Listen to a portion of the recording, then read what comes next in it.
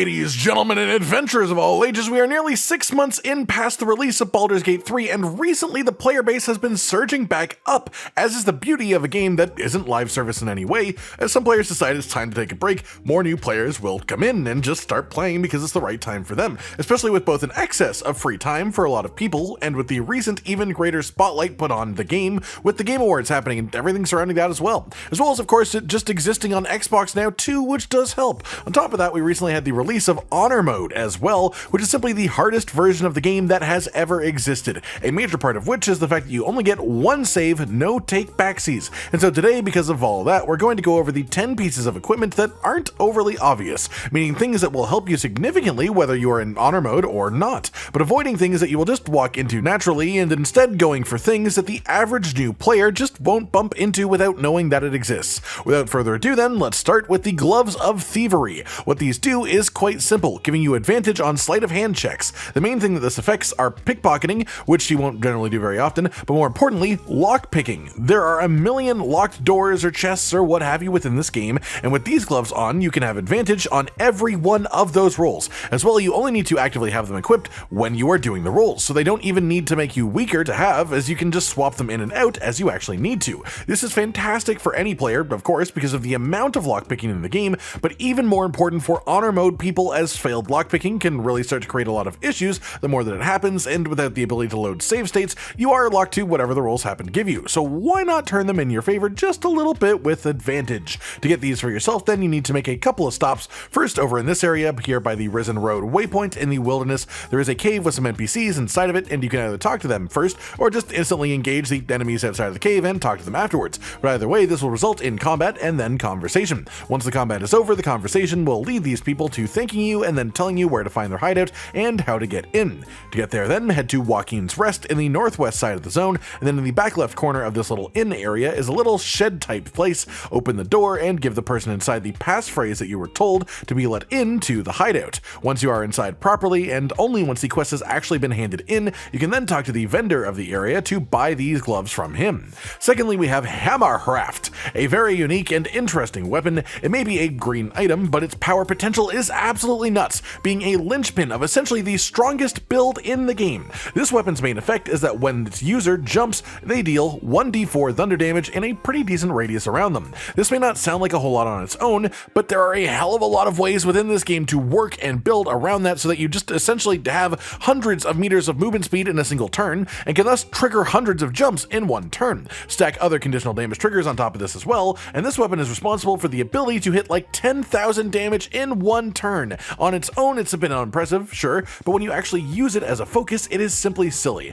As far as how to get this then, back to Joaquin's Rest. When you first arrive, it will be on fire, and there are a number of things that you can do here that will simply disappear if you have a long rest after seeing it without doing them. So make sure that you don't long rest after getting to this location if you want this weapon. Inside of the inn then, on the northwest side of the second floor, there is a room that is absolutely ablaze, and inside of it there is a chest. If you open up that chest, then you will get the weapon for yourself. Third up then, we have our inclusions from Act 2, which is actually a pair of rings, the Coruscation ring and the Callous Glow ring. Mostly because while they do work separately and have places in different builds, they innately do synergize extremely well and simply together. The Coruscation ring makes it so you inflict Radiating Orb to enemies whenever you deal spell damage to them, and Radiating Orb gives the enemy -1 to attack rolls per remaining turn, but more importantly also makes them constantly emit light. That's where the Callous Glow ring comes in, making any damage that you do to an enemy that is lit up also get some bonus damage on any attack that you hit them with. As a combo, this obviously has a lot of strength, and you don't even need to use both of them on the same character, which is even more interesting.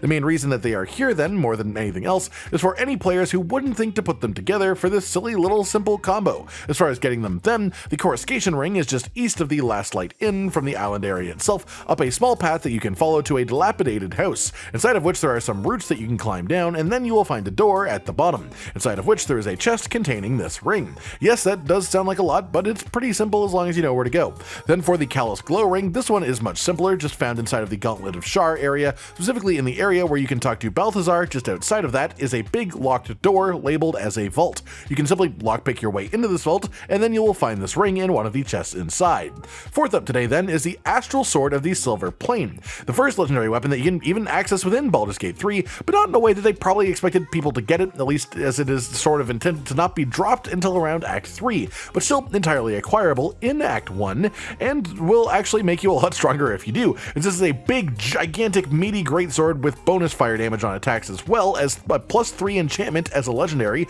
but even more so if wielded by a Githyanki like Lae'zel as a companion, for example. You get a bunch of bonus effects like psychic damage on hit as well that really just make it far and away the strongest weapon that you can get up to this point, at least on its own merits. To get to them, you don't even have to go far from where we ended the last part, and you need to head west of Joaquin's Rest to the mountain pass. Once you get here for the first time, a conversation will start when you are spotted by the people here, but we want that to not actually happen, as after the conversation ends one way or another, the main enemy here will fly away instantly. So our goal is to stealth our way in before that happens, ideally with invisibility, as that makes it a whole lot easier, and then just use something like disarming strike, command drop, those types of moves that make enemies drop what they are holding on the main enemy here beside the dragon, and this will make the main enemy drop his weapon. Make sure that you are in turn-based mode when this happens so he doesn't pick it back up, and then you can just grab it off the ground for yourself, a full-on legendary weapon, no problem. Number 5 then is the Spellmight Gloves. Very unique in function and quite strong too, essentially acting as Great Weapon Master but for spells,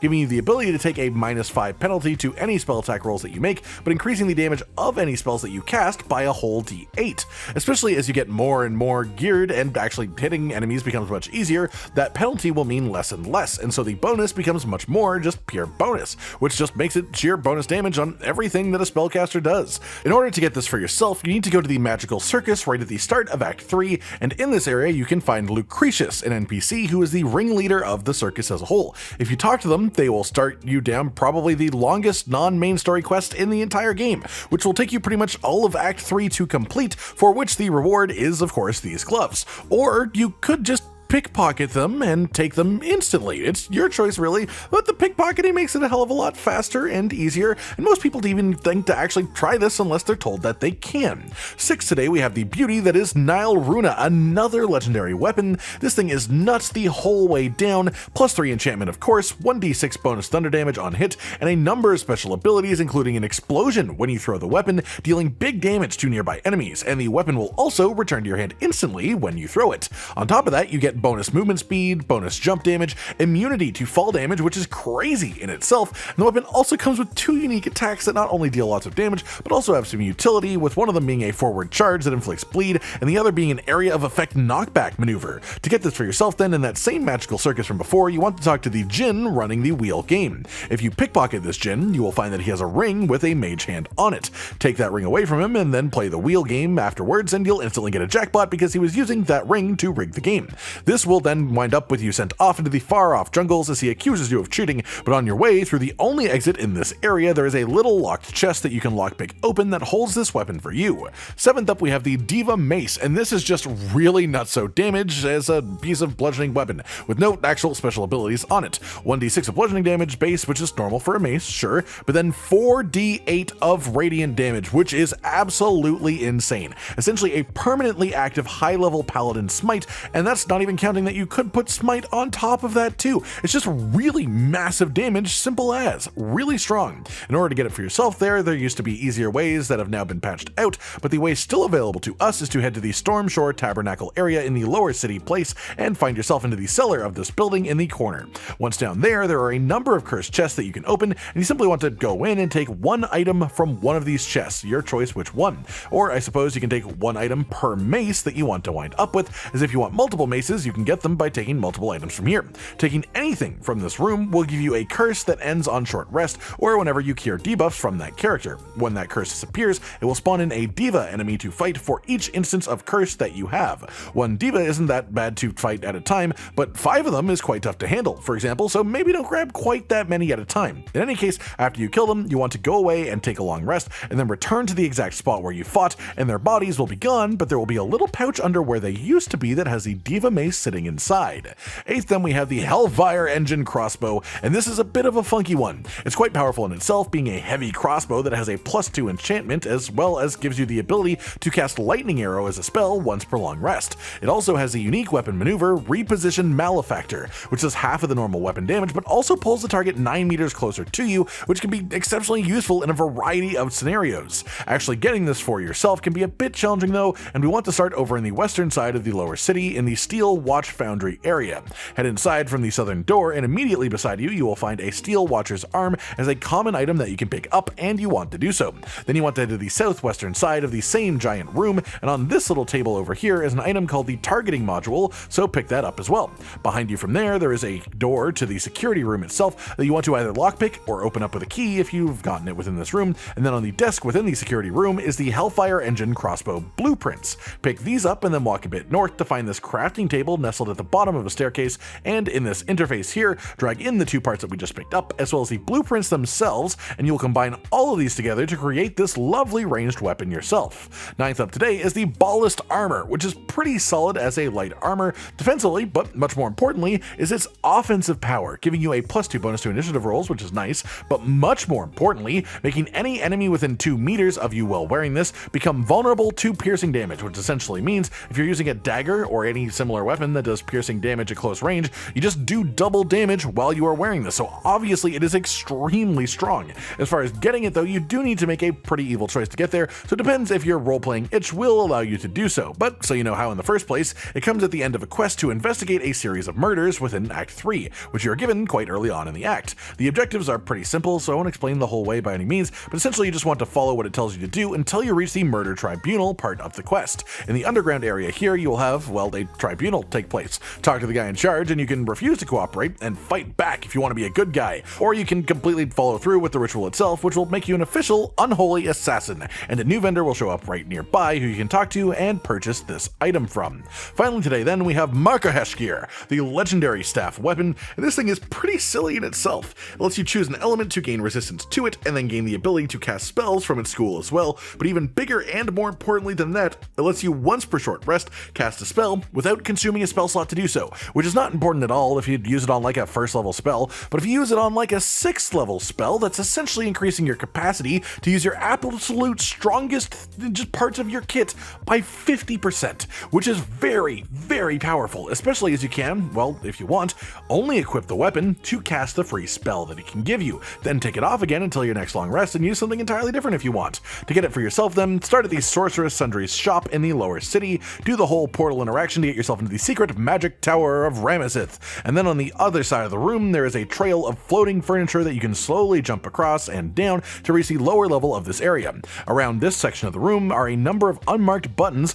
unless you use See Invisibility, which will make the labels actually pop up. Find the button that says below on it and then press that button. Once at the bottom, then with See Invisibility already up, you can use the levers that are here to disrupt the impenetrable bubbles. Pass the check when interacting with the weapon and you will be able to pick up this legendary weapon for yourself. And that just about does it for today then everyone. A nice meaty collection of 10 incredibly powerful pieces of gear in Baldur's Gate 3 that are a little bit further off of the beaten path. Not necessarily full on secret, so much as just less obvious to those who haven't scoured the whole game, with the intention of being useful both to new players, or just less informed players, but also to anyone starting an honor mode run and looking for some ideas of ways to build as you progress, or even for some items that they never have gotten before. I hope you've enjoyed all of this then, and of course leave any tips of your own down in the comments below. Like if you liked the video, subscribe to the notification bell for more, and most importantly, ladies and gentlemen, until next time, stay